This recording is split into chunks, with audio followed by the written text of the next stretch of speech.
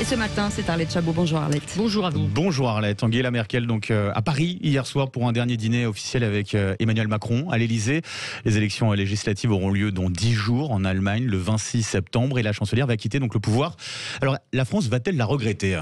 D'abord, on peut saluer la performance. 16 ans au pouvoir, elle est déjà entrée dans l'histoire, Angela Merkel. Un pouvoir d'ailleurs qu'elle a exercé avec humilité, simplicité, rien à voir avec les coups ou la détermination et la violence parfois de Margaret Thatcher. Alors en 16 ans, elle a connu, on le sait, 4 présidents français. Angela Merkel, Jacques Chirac qui l'a accueilli, Nicolas Sarkozy, son contraire, au moins sur le tempérament, il la trouvait trop lente, on le sait. François Hollande, le socialiste, avec lequel elle a partagé le chagrin des attentats de 2015.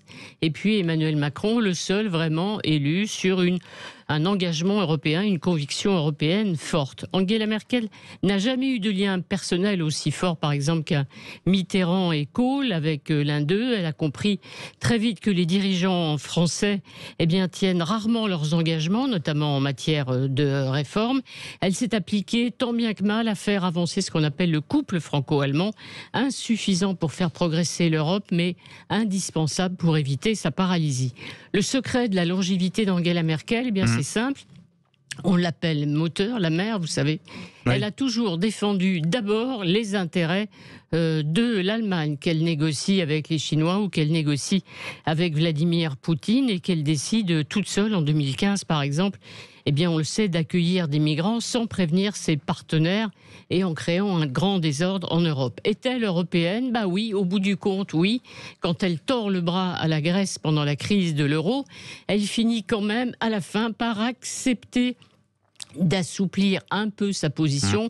Pourquoi ? Parce qu'elle ne veut pas être celle qui, dans l'histoire, aura commencé à déconstruire l'Europe. Autre preuve de son engagement européen, on sait, en sortie à la crise du Covid, le plan de relance commun avec, pour la première fois, une mutualisation des dettes. Alors, ils seront nombreux en France, de Jean-Luc Mélenchon aux dirigeants du Rassemblement national, à se féliciter du départ d'Angela Merkel. Ils ont toujours dénoncé une Europe dominée par l'Allemagne, l'obsession de la rigueur budgétaire allemande, mais ces exigences ne disparaîtront pas avec la chancelière Merkel. Et alors la question qu'on se pose forcément maintenant, c'est de savoir si Emmanuel Macron peut prendre le leadership en Europe et occuper la place d'Angela Merkel. Alors Emmanuel Macron est aujourd'hui, c'est vrai, le seul vrai leader en Europe. On sait qu'il présidera l'Union en janvier, 6 mois de présidence qui vont se télescoper avec la campagne présidentielle.